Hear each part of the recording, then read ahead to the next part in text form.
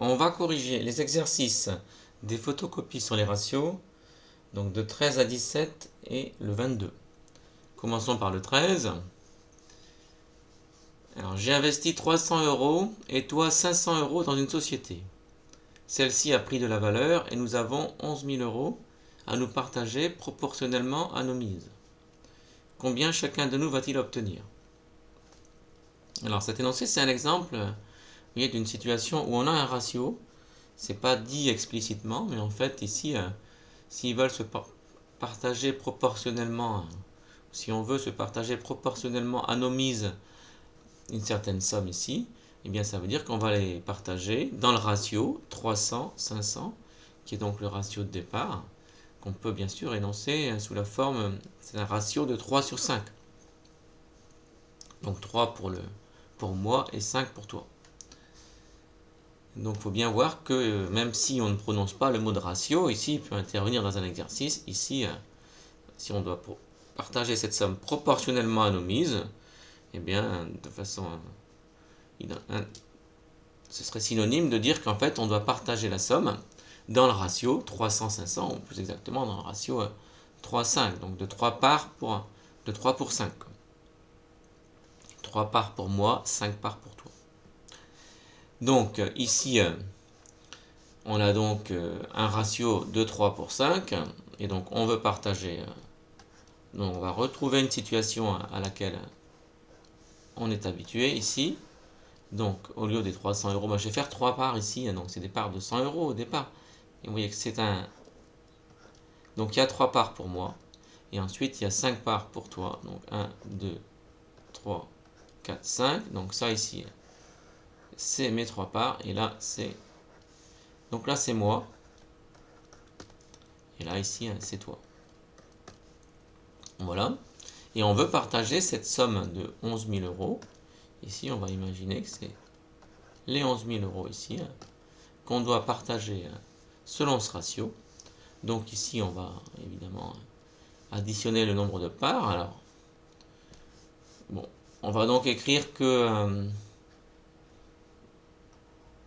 alors oui, parce que donc là, j'ai fait des choses qui sont évidentes, que c'est dans un ratio 3,5. Donc je pourrais écrire ici que 300, donc le ratio 300-500, c'est égal au ratio 3,5, qui va bien entendu être plus facile à utiliser dans les calculs. Et c'est ce que j'ai fait ici. Donc ensuite, on peut faire 3 plus 5 égale 8. Donc il y aura 8 parts à se partager dans le ratio ici 3,5, 3 pour 5. Donc ensuite, on va donc prendre les 11 000 euros et diviser par 8 pour avoir une seule part. Donc 11 000, on divise par 8. On prend la calculatrice. 11 000 divisé par 8. Ça me donne 1375. Donc 1375. On multiplie ensuite par 3 pour obtenir la part qui me revient.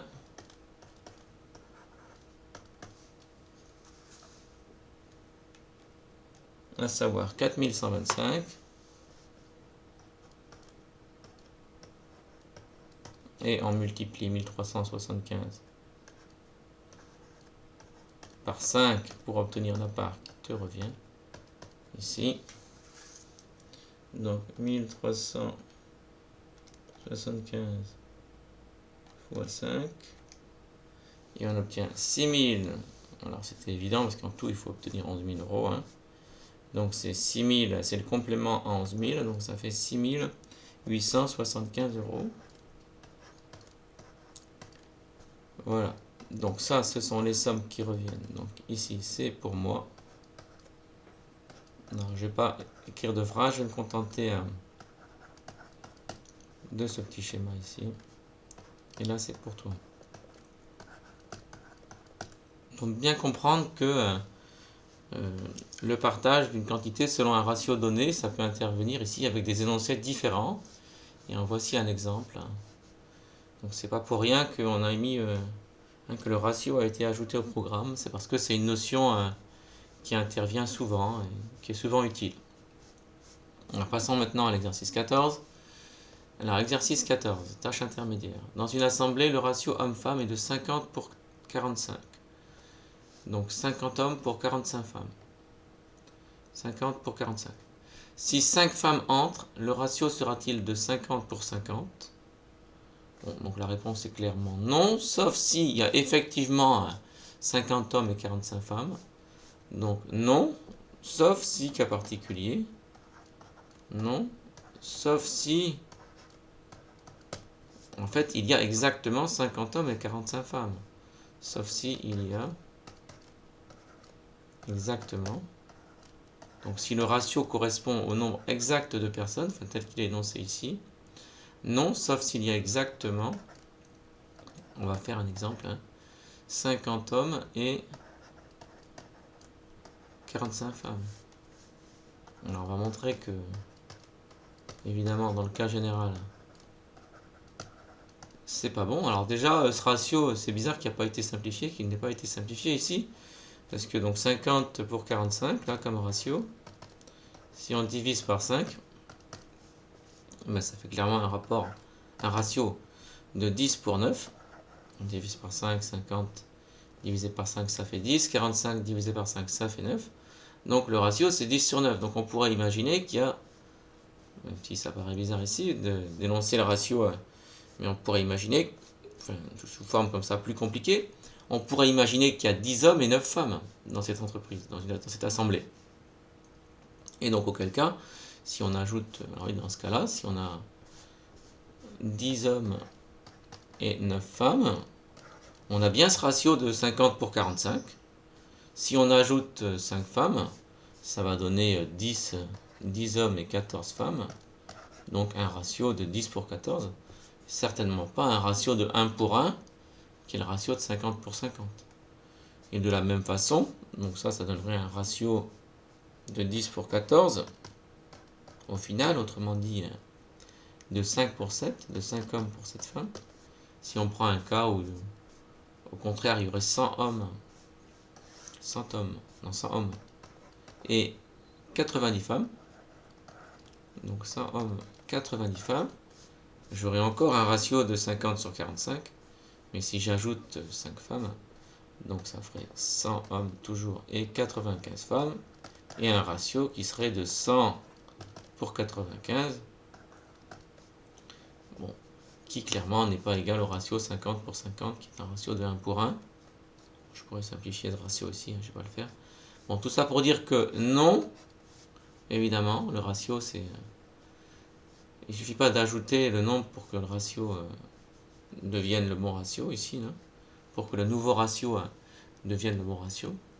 Sauf si, cas particulier, sauf s'il y a exactement 50 hommes et 45 femmes, auquel cas, évidemment, ça ferait 50 hommes et 50 femmes, donc on aurait bien un ratio 50 sur 50, mais c'est un cas très particulier, et ici, rien ne dit qu'il y a exactement 50 hommes et 45 femmes. Voici par exemple deux situations possibles qui donneraient le bon ratio initial et qui ne donneraient pas le ratio de 50 pour 50 au final. Passons maintenant à l'exercice 15.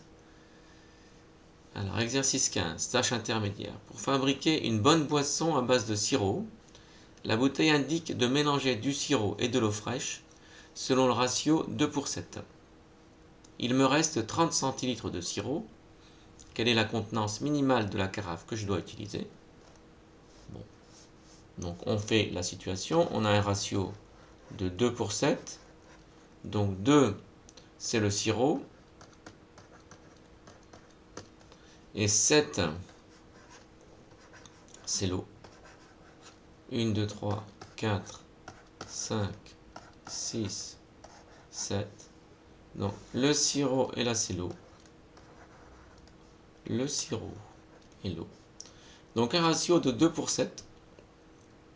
Et là je sais qu'il me reste 30 centilitres de sirop. Donc attention, ici c'est 30 centilitres, c'est juste le sirop. Et on me demande quelle est la contenance minimale de la carafe que je dois utiliser. Ben, la carafe, elle aura le volume complet, il faut qu'elle puisse contenir le sirop et l'eau. Donc on va trouver ici combien il y a d'eau, quel est le volume d'eau qui correspond à 30 centilitres de sirop dans le ratio 2/7. Donc on va faire une part ici. Donc pour avoir une part, on fait 30 divisé par 2, on obtient 15 centilitres. Donc ça correspond à une part. Ensuite ici, il faut ajouter l'eau, ou alors on prend directement les 9 parts. On va faire... Bon. Je vais calculer le volume d'eau. Bon. Donc, non, je vais faire directement... Voilà, ce serait plus long. Si je fais le volume d'eau, ça va me faire un calcul en plus. Si je fais le volume d'eau, je vais faire 7 fois 15 et ensuite je vais ajouter les 30. Donc ça me fait un calcul de plus. Autant faire ici directement. Mais sauf que bon, j'ai pas fait le calcul. 2 plus 7, bon c'est un calcul évident. Donc bref, alors on va faire donc 2 plus 7 égale 9. Donc il y a 9 parts en tout. Et ensuite on fait 15 fois 9 pour avoir les 9 parts ici. On a dit que 15 centilitres ça correspondait à une part. Donc on multiplie 15 par 9 pour obtenir le volume total eau plus sirop. 15 fois 9, on obtient 135 centilitres. Donc ça fait 1 litre, 1,35 litres. Donc la contenance minimale de la carafe est 135 centilitres. La contenance minimale de la carafe,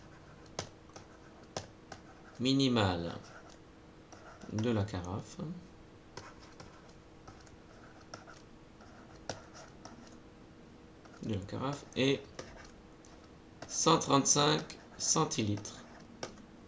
Ou si on préfère, ça fait 1,35 litres. Voici pour l'exercice 15. Passons à l'exercice 16. Donc là encore, voilà. C'est fléché comme étant une tâche intermédiaire.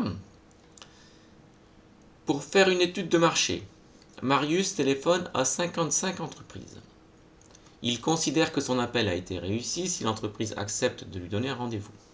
Finalement, le ratio des appels réussis et des appels non réussis est de 6 pour 5. Donc 6 appels réussis pour 5 appels non réussis. Petit a, combien d'entreprises ont accepté de lui donner un rendez-vous? Petit b, parmi celles-ci, malheureusement seulement 20 entreprises honorent leur rendez-vous. Quel est le ratio des entreprises qui ont honoré leur rendez-vous par rapport à toutes celles pour lesquelles Marius n'a pas eu de rendez-vous? Voilà. Alors commençons par le 1. Combien d'entreprises ont accepté de lui donner un rendez-vous? Donc il a téléphoné à 55 entreprises. Donc il y a 55 entreprises.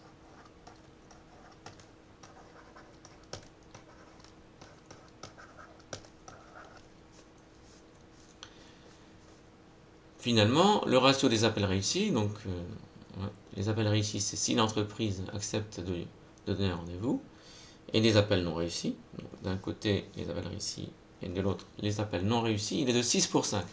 Donc ici, je suis dans le ratio 6 réussis pour 5 ratés. Donc 6 réussis, 1, 2, 3, 4, 5, 6, pour 5 ratés, 2, 3, 4, 5. Donc ici, moi je cherche les entreprises qui ont accepté les rendez-vous ici. Donc on fait comme d'habitude ici, on va calculer le nombre de parts. Donc 6 plus 5, ça fait 11. Ensuite, 55 divisé par 11, ça fait 5. Donc ça tombe bien ici, ça fait un nombre entier, parce que sinon, il y aurait matière à être inquiet. Mais ici, tout va bien. Donc, une part, ça correspond à 5 entreprises. Donc ici, il faut faire 6 fois 5, 30, pour obtenir le nombre d'entreprises qui ont accepté de lui donner un rendez-vous. 6 fois 5 égale 30. Donc 30 entreprises ont accepté de lui donner un rendez-vous. 30 entreprises ont accepté de lui donner un rendez-vous. Ont accepté de lui donner un rendez-vous. De lui donner un rendez-vous.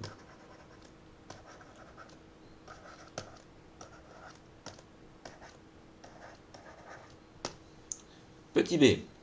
Parmi celles-ci, malheureusement, seulement 20 entreprises honorent leur rendez-vous.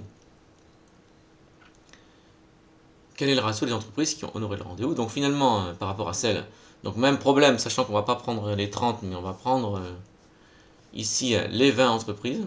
Donc au final, on va refaire une nouvelle situation. Donc il y a toujours 55 entreprises dans le B. Ça n'a pas changé, sauf que, eh bien, au lieu des 30 ici, il y en a 20 en fait. Enfin, on va considérer qu'il y en a 20 si on s'intéresse maintenant à celles, voilà, c'est à ce nouveau ratio de celles pour lesquelles il y a eu effectivement un rendez-vous honoré et celles pour lesquelles il n'y a pas eu de rendez-vous honoré. Donc dans cette situation ici, j'ai maintenant parmi les 55 entreprises 20 entreprises ici. Et alors évidemment, s'il y en a 20 ici, on fait 55 moins 20, ça fait 35. Donc il y en a 35 qui n'ont pas accepté. Alors on va faire un nouveau... pour l'instant, je ne connais pas le ratio, donc je ne peux pas faire le nombre de croix, je ne connais pas le ratio. Sauf qu'effectivement, ici, 20 sur 35, et bien on a le ratio ici. Donc le ratio va être... donc le ratio des entreprises qui ont honoré leur rendez-vous, ça va être 20 sur 35, on va le simplifier. Donc 20 sur 35, c'est le ratio des entreprises qui ont honoré le rendez-vous. On va simplifier par 5, donc ça fait 4 pour 7.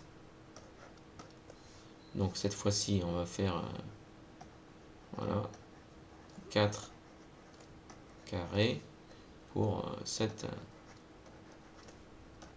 1, 2, 3, 4, 5, 6, 7. Donc voilà, donc le ratio,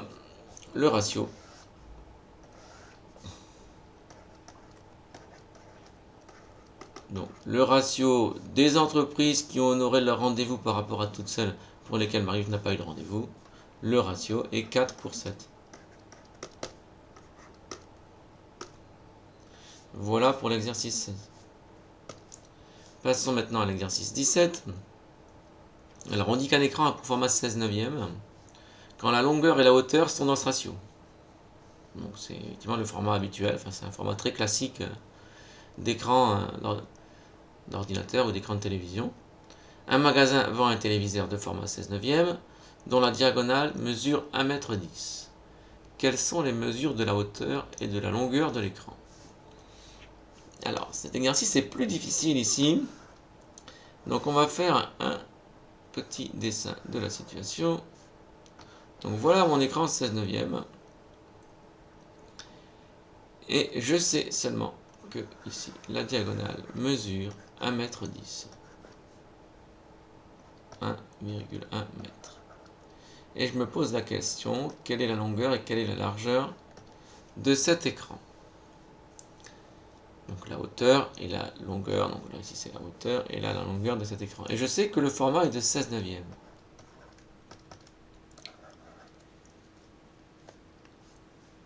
Alors si je reprends mon schéma habituel des ratios là,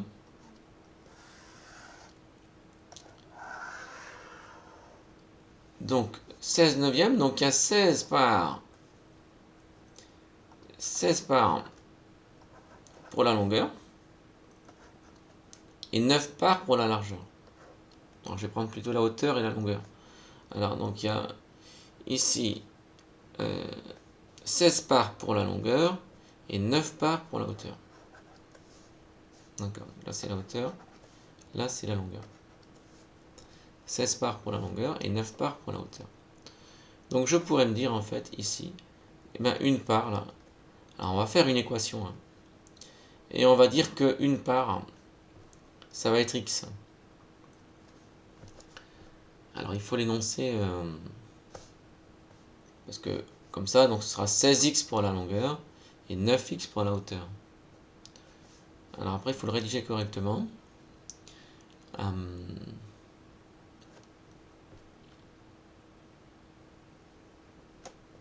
Je suis un peu embarrassé pour rédiger. Donc, non, ça va être bizarre de le rédiger comme ça, mais bon, j'espère que vous avez compris un peu l'idée. C'est que je vais dire soit x le 16e de la longueur. Parce que donc ça, évidemment, ça va être rigoureux. Soit x qui correspond à une part, en fait. Hein. Soit x le 16e de la longueur. Donc le quotient.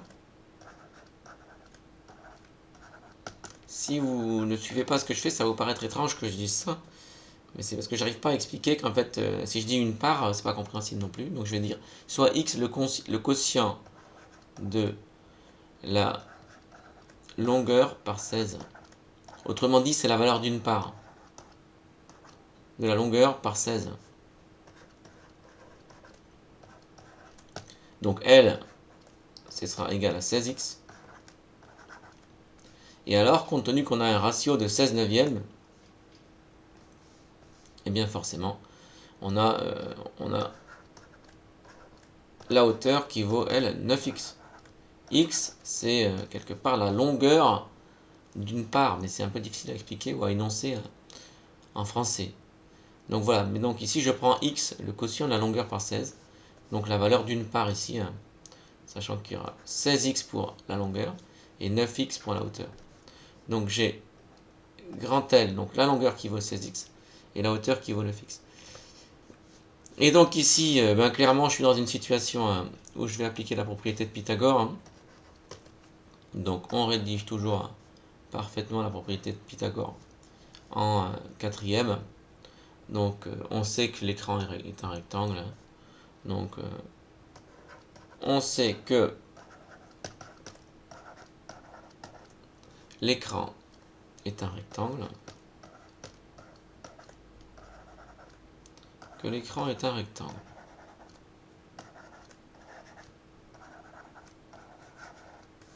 Donc, le triangle ABC est rectangle en A. Donc, le triangle ABC est rectangle en A. Et rectangle en A. Donc, on peut appliquer la propriété de Pythagore. Donc, d'après la propriété de Pythagore, dans ce triangle rectangle, donc d'après la propriété de Pythagore, on a alors la somme des deux côtés de l'angle droit ici au carré est égale au carré de l'hypoténuse, donc ça va me donner AC au carré. Donc AB au carré plutôt, je vais écrire AB au carré plus AC au carré égale BC au carré. Donc ce côté ici au carré plus ce côté au carré égale l'hypoténuse au carré. D'où donc AB c'est 16x, donc 16x au carré plus 9x, donc ça c'est pour la hauteur, au carré égale 1,1 au carré. Alors ici c'est du calcul littéral, on va déboucher sur une équation avec x carré, mais on va savoir la résoudre parce qu'il n'y aura que x carré, il n'y aura pas de x, mais ce sera une équation de degré 2, donc ce sera un petit peu compliqué malgré tout. Mais bon, on va aller jusqu'au bout de cette résolution. Donc 16 au carré, ça fait 256. Donc ça me donne 256 x carré plus 81 x carré. 81 x carré égale, alors 1,1 au carré, ça donne 11 au carré, ça fait 121. Donc ici, ça va donner 1,21. Donc on peut ici réduire l'expression. Donc 256 plus 81, ça donne 337 x carré. On ajoute 80, ça fait 336 et on ajoute 1. Donc 337x carré égale 1,21. Mais nous, ce qu'on veut, c'est x. Alors, on va d'abord passer par x carré. Donc, x carré, on divise des deux côtés par 337.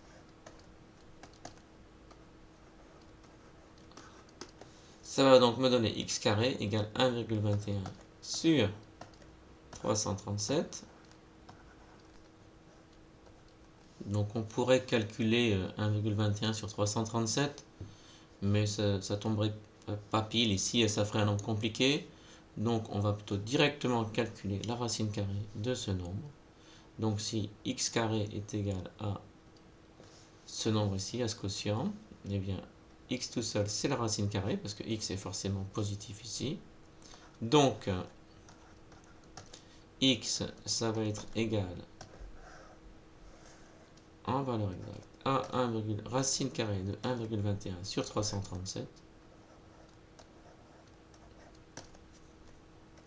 Et maintenant, on va calculer ça, on va le rapprocher à la calculatrice. Donc, on y va. Seconde, racine carrée. Alors, on utilise la parenthèse ici. Donc, 1,21 divisé par 337, fermez la parenthèse, donc c'est la racine carrée de tout ça, hein, donc c'est racine carrée sur votre calculatrice, vous devez bien calculer ça, vous mettre entre parenthèses si nécessaire ici, selon votre modèle de calculatrice, et on exécute ça, et on obtient environ égal, donc x est environ égal à 0,0, alors on va arrondir ici, parce qu'on voit qu'on est très proche de 0,6 ici, donc on va arrondir comme ça, c'est très proche de cette valeur. Donc, x est environ égal à 6 cm ici.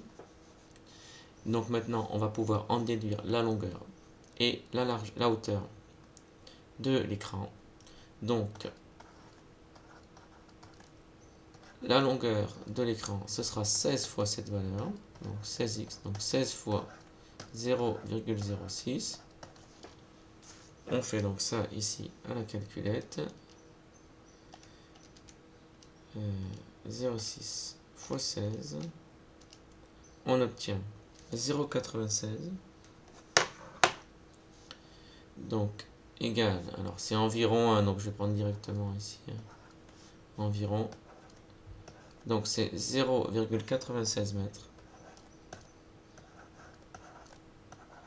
Et pour la hauteur, eh bien, c'est environ égal à 9 fois 0,06. 6 fois 9, 54. Donc, c'est environ égal à 0,54 mètres. Donc, voici les mesures de la hauteur et de la longueur de l'écran. Longueur ici et hauteur ici. Passons maintenant à l'exercice suivant. Exercice 22. Donc, tâche à prise d'initiative. D'après une idée de V. Pantaloni. Donc, on considère un cône, une sphère et un cylindre qui ont le même diamètre. Donc, un cône, une sphère et un cylindre qui ont le même diamètre. Ici, donc le diamètre pour le cône, ce sera ça. Pour la sphère, ce sera ça. Et pour le cylindre, ce sera ça. Qui ont le même diamètre et pour lesquels, donc pour les hauteurs du cône et du cylindre sont égales au diamètre. Donc le diamètre ici va se retrouver ici. Donc ici, c'est le diamètre. Ici, c'est le diamètre. Ici, c'est le diamètre. Qui lui se retrouve évidemment partout parce que c'est une sphère. Ici, c'est le diamètre. Et on le retrouve dans la hauteur.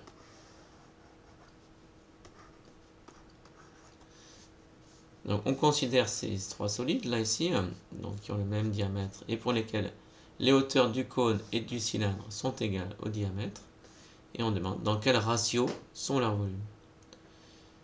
Donc quelle est la relation de volume entre donc, le volume de ce cône, le volume de cette boule et le volume de ce cylindre. Alors, vous voyez qu'ici on a mis en évidence les diamètres. Alors on pourrait tout calculer en fonction du rayon. Si on voulait être ici plus avec des formules dont on a l'habitude. Par exemple la formule de la boule, on connaît la formule avec le rayon. La formule avec le diamètre, on ne le connaît pas trop. Voilà, on pourrait adapter en fonction du diamètre, mais ici on va plutôt, ça va être plus simple de faire les formules avec le rayon. Donc on va mettre plutôt soit R le rayon, soit R le rayon, alors qui est à la fois le rayon de la boule, etc. Ici je vais mettre le rayon de la boule, c'est également le rayon du cône et le rayon du cylindre. Donc soit R le rayon de la boule, donc R c'est la moitié de D du diamètre ici. Donc on va calculer les différents volumes. Alors, volume. On va commencer par le volume de la boule, c'est peut-être le plus facile ici, parce qu'il y a juste une formule à connaître par cœur. Volume de la boule.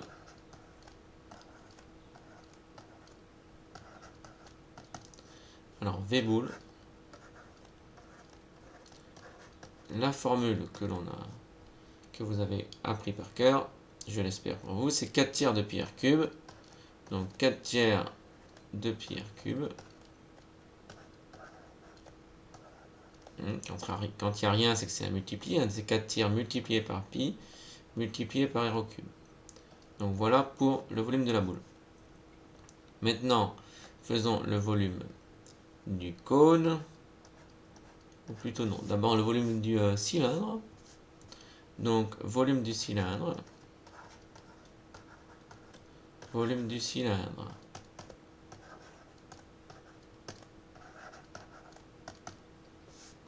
Alors, V cylindre.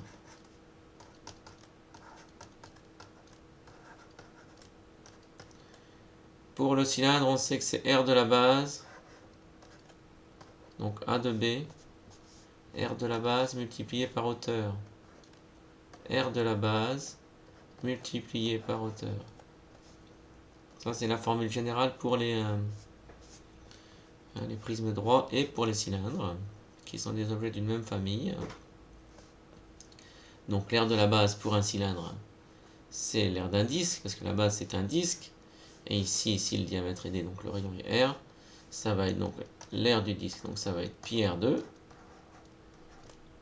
multiplié par la hauteur, et la hauteur ici, ça va être 2R, parce que c'est 2 fois le rayon. Donc on réduit cette expression littérale, et donc ça donne 2 pi R cube. 2 pi R cube.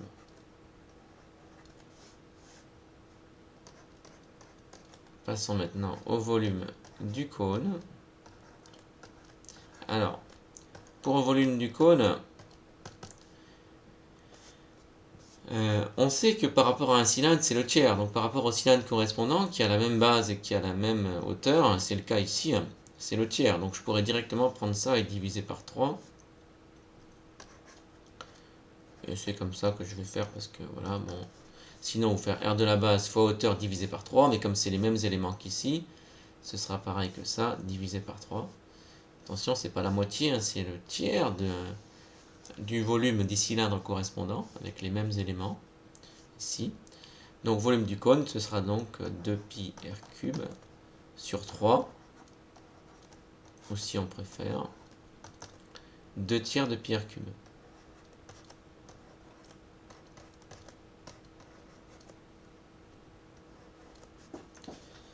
Alors maintenant, on regarde et on voit que la boule, c'est 4 tiers de pi r cube. Le cylindre, c'est 2 pi r cube. Et le cône, donc le volume du cône, c'est 2 tiers de pi r cube. Donc si en fait on exprime tout en fonction du volume du cône, donc je vais prendre comme référence le volume du cône, ici.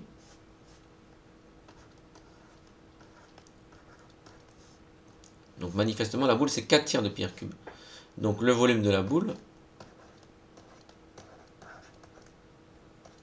si je décompose 4 tiers en 2 fois 2 tiers, ça va être 2 fois 2 tiers de pi r cube. 2 fois 2 tiers, ça fait 4 tiers.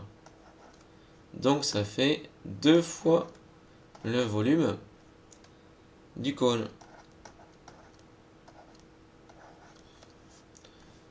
Et le volume du cylindre, lui, on sait que c'est le tiers. C'est le triple. Comme le volume du cône, c'est le tiers du volume du cylindre, dans l'autre sens, le volume du cylindre, on sait que c'est 3 fois le volume du cône. Donc par conséquent, je me rends compte que le ratio va être de 1, 2, 3. De 1 pour 2 pour 3. Donc le ratio, si les volumes sont dans cet ordre ici, hein, donc les volumes,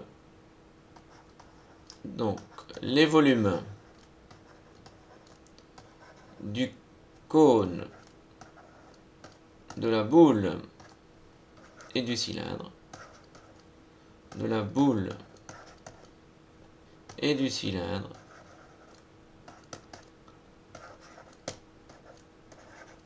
sont dans le ratio